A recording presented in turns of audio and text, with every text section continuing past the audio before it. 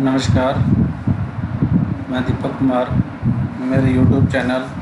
Study with दीपक में आपका स्वागत करता हूं। आज के इस वीडियो के अंदर हमारी जो +1 की जो हिस्ट्री की बुक है उसका चैप्टर नंबर 2 लेखन कला और शहरी जीवन, उसका ये लेक्चर नंबर हमारा आज का है 5th। तो जैसा कि हमने लास्ट लेक्चर के अंदर डिस्कशन है वो किया था कि किस तरीके से जो शहरीकरण के महत्व के बारे में हमने पढ़ा था, किस तरीके से आवागमन के लिए साधनों के बारे में, संसाधनों के बारे में उनकी जीवन शैली थी वो अपनाई गई थी। और उनकी जीवन शैली के बारे में मुख्य रूप से जो शहरों में माल की आवाजाही होती थी वो किस तरीके से की जाती थी, उनमें ढुलाई करने के लिए जो प्रयोग है वो नाव और अन्य जहाज़ों के द्वारा उनका प्रयोग किया जाता था। और मुख्य रूप से जो जल मार्ग के द्वारा ये व्यापारिक दृष्टिकोण से आवागमन के लिए, आयात निर्यात के लिए जो प्रयोग है वो किया जाता था। तो आज का हमारा ये जो वीडियो है जिसके अंदर हम देखेंगे किस तरीके से लेखन कला का, लिखने की कला का संकेतों के माध्यम से अपने जीवन शैली के द्वारा इनका प्रयोग है वो किया जाता था और किस तरह से इनको विकसित है वो माना जा सकता था। तो सभी समाजों के पास अपनी एक भाषा शैली होती है जिससे उच्चारित ध्वनियाँ अर्थात प्रकट होती है। जिस तरीके से हम देख सकते हैं कि किसी भी समाज के लिए या व्यक्ति के लिए उस भाषा शैली का अत्यधिक मात्रा में प्रयोग किया जाता है, इसके माध्यम से हम अपने विचारों को दूसरे के सामने प्रकट है वो कर सकते हैं। इसे मौखिक या शाब्दिक भावव्यक्ति कहते हैं, यानी कि इसके द्वारा हम अपने शब्दों को या भावों को दूसरों के सामने प्रकट है वो कर सकते हैं। तो अपने भाव या विचारों को जिस तरीके से प्रकट किया जाता है उसको भावव्यक्ति का साधन है वो मान लिया जाता है। लिखना मौखिक अभिव्यक्ति से उतना ही अलग नहीं है जितना हम अक्सर समझ बैठते हैं। जिस तरीके से हम अपने विचारों को बोलकर प्रकट करते हैं, ठीक इसी तरीके से लिख के द्वारा भी अपने भावों को प्रकट है वो किया जाता है, जिसके माध्यम से किसी न किसी संकेतों का प्रयोग है या विचारों का, अपने भाव व्यक्ति का प्रयोग है वो किया जाता है।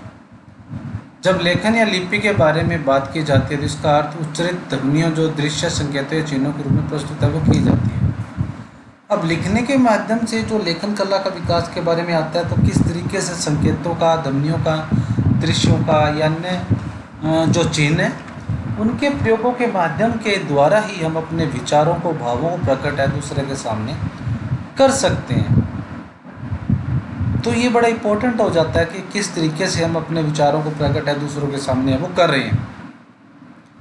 मेसोपोटामिया में जो पहली पट्टिकाएँ पाई गई हैं वे लगभग 3200 ईस्वी के आसपास की पाई गई हैं। जिस तरीके से उनके चिन्हों का, बोली का, भावों का, लेखन कला का वर्णन किया गया है तो वह लगभग इनकी जो आयु उम्र है वो 3200 के आसपास पाई गई है। उनमें चित्र जैसे चिन्ह और संख्याएं दी गई है। जिस तरीके से उनका वर्णन किया गया उसके अंदर चिन्ह और अलग अलग संख्याएं वो बताई गया। जिस साइड में आप देख भी सकते हो, राइट साइड में किस तरह के चिन्ह और संख्याओं के माध्यम से बताया गया है, या आप इसके बारे में आप देख भी सकते हो किस तरीके से प्रकट है वो किया जाता है। वहाँ बैलों, मछलियों, रोटियों की आदि की लगभग 5000 सूचियाँ मिलती है। तो उससे संबंधित जो लेखन शैली के बारे में, उनके बताने के बारे में जो जिनका वर्णन किया गया तो वो लगभग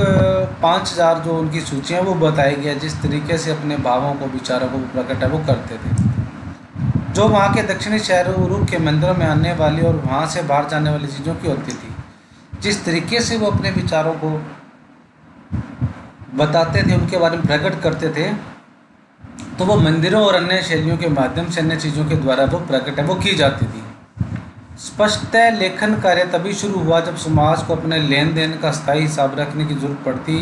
क्योंकि उनके शहरी जीवन में लेन देन का अलग अलग समय पर होते थे। उन्होंने करने वाले भी कई लोग होते थे और उन्हें सौदा भी कई प्रकार के माल के बारे में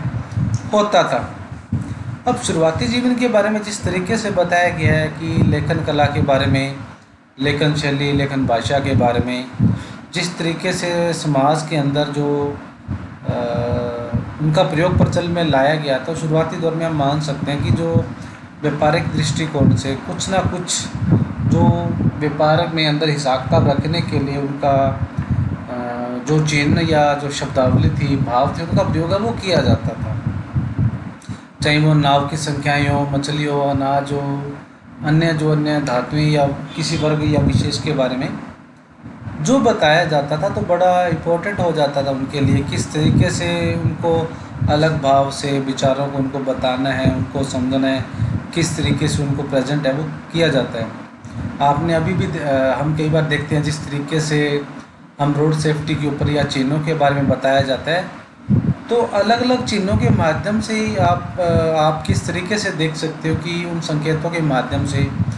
कि आप जहाँ पर किसी मोड़ का, स्कूल का, हॉस्पिटल का या पार्किंग का या नो हॉर्न बजाने का किस तरीके से वो व्यक्त किया जाता है, तो उसके माध्यम से हम क्या कर सकते हैं, उन चिन्हों के माध्यम से आने वाली जो परिस्थितियाँ हैं, आने वाले जो घटनाक्रम उनका हम वातावरण के हिसाब से समझ सकते हैं और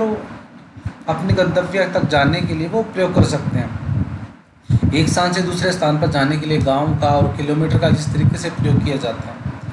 तो इसी तरीके से जो मेसोपोटामिया के द्वारा इस व्यापारिक दृष्टिकोण को बनाए रखने के लिए समाज के लिए वो अलग अलग चेनों का, समाज का हिसाब था, बिजनेस के लिए उनका प्रयोग वो करते थे। और जिस तरीके से उनका प्रयोग किया जाता था वो शहरी जीवन के लेन देन में अलग अलग उनको समय के लिए प्रयोग वो किया जाता था। और जिस तरीके से उनको शहरी जीवन या व्यापारिक दृष्टिकोण से प्रयोग किया जाता था, तो व्यापारिक दृष्टिकोण के लिए सौदा बनाने के लिए, माल को बेचने के लिए, लेने के लिए, तो कहीं ना कहीं इन चेनों के माध्यम से अपने जो व्यापारिक दृष्टिकोण थी, ज़रूरतें थी, उनका इस्तेमाल थे वो अपने तरीके से कर सकते थे। तो ये बड़ा इम्पोर्टेंट हो जाता है किस तरीके से वो अपने व्यापारिक दृष्टिकोण को बनाते थे उनकी जीवन शैली के लिए और उनके व्यापारिक में पार्टिसिपेट करने के लिए, सुगम बनाने के उनका प्रयोग है वो किया जाता था। तो मेसोपोटामिया के लोग मिट्टी की पट्टिकाओं पर लिखा करते थे। या शुरुआती दौर के अंदर वो क्या करते थे, जिस तरीके से अब कागज़ वगैरह तो ये प्रचलन में थे नहीं, जो मिट्टी के अलग अलग जो स्लेटे टाइप की पट्टिकाएँ बनाई जाती थी, उसी के ऊपर वो लेखन कार्य अपना करते थे। लिपिक चिकनी मिट्टी को गीला करते थे और फिर उनमें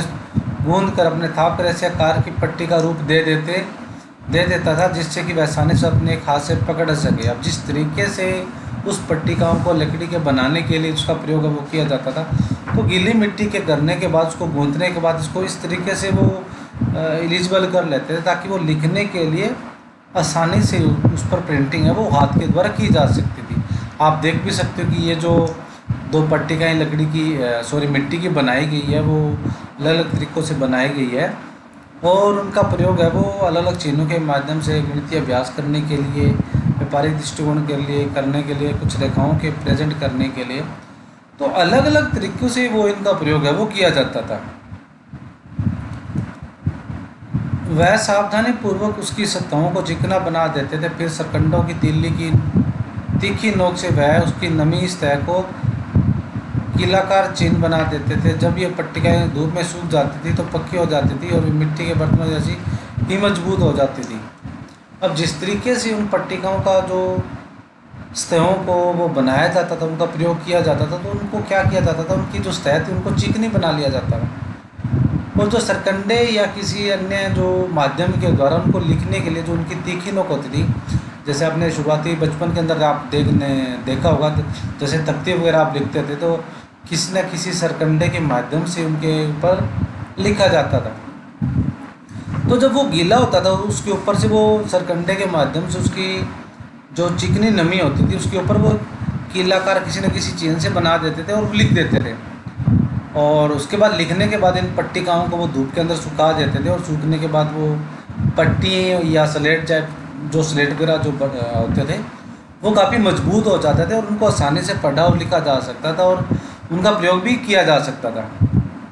जब उन पर लिखा हुआ कोई हिसाब, जैसे धातु के टुकड़े जैसे सौंपने का हिसाब असंगत या गैर जरूरी हो जाता था, तो उस पट्टिका को फेंक दिया जाता था। यानी कि जब जिस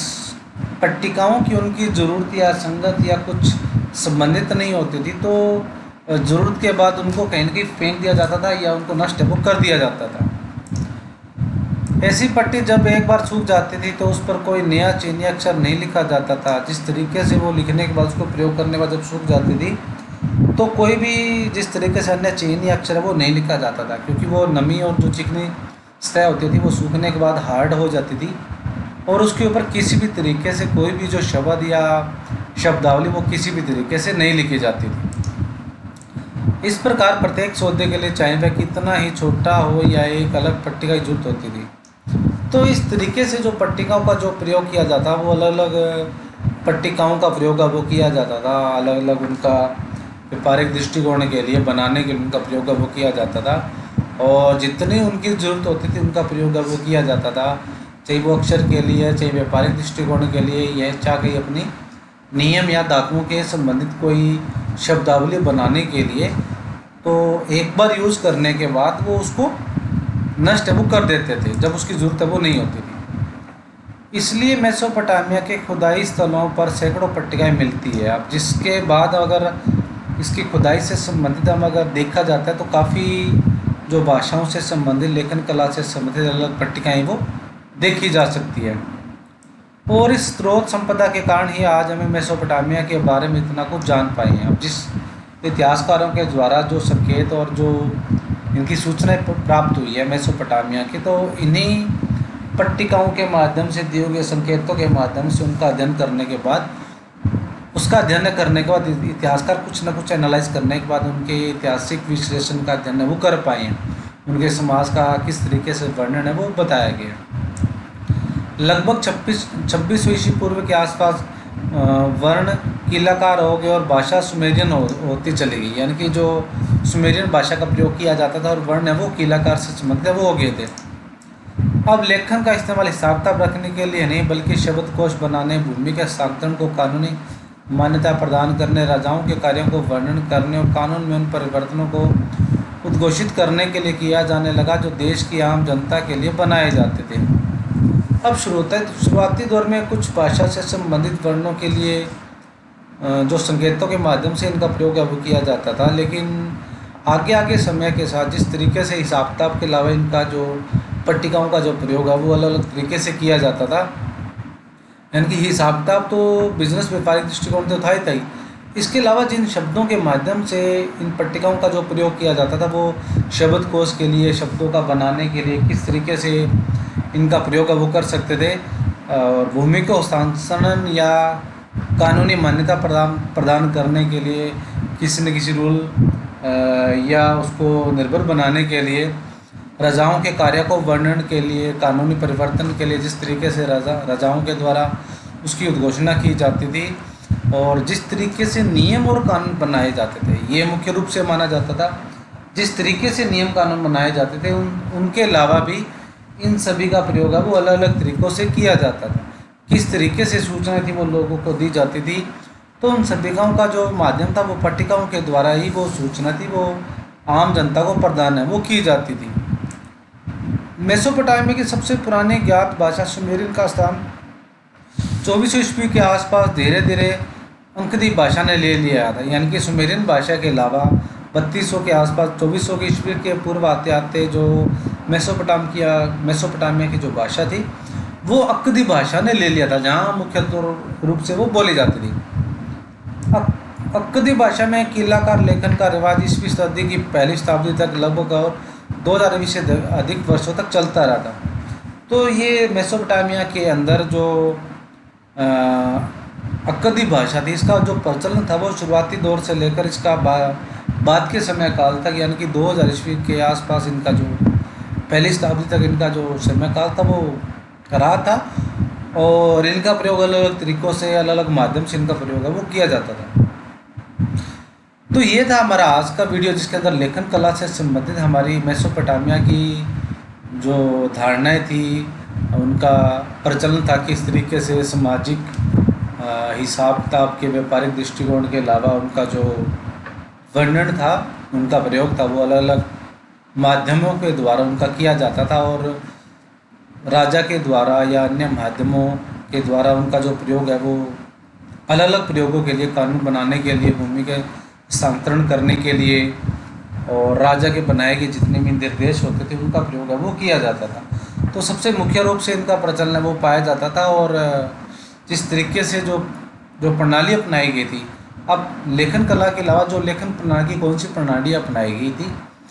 उसका सबसे महत्वपूर्ण रोल हो जाता है। वो अगले वीडियो में हम पढ़ेंगे किस तरीके से ये लेखन प्रणाली थी वो अपनाई जाती थी। तो आज का वीडियो बस इतना ही। लेकिन आप अगर जाने से पहले अगर मैं ये बात कहना चाहूँगा आपसे कि अगर आप मेरे वीडियो को पहली बार देख रहे हो मेरे चैनल पर, तो मेरा चैनल सब्सक्राइब कर लें स्टडी विद दीपक को, और दिए गए बेल आइकन को क्लिक कर लें। तो जब भी कोई वीडियो अपलोड होगा उसको नोटिफिकेशन आपको मिलता रहेगा। इसके अलावा अगर आपको मेरा वीडियो पसंद आ रहा है तो इसे लाइक करें, इसे ज़्यादा से ज़्यादा शेयर करें दूसरे बच्चों के साथ। और सबसे इम्पोर्टेंट, अगर आपने मेरा चैनल अभी तक सब्सक्राइब नहीं किया तो प्लीज़ मेरा चैनल स्टडी विद दीपक को आप सब्सक्राइब कर लो। तो ये था आज का वीडियो, आज का लेक्चर। मिलते हैं अगली वीडियो में नए लेक्चर के साथ। तब तक stay home, stay happy and be positive.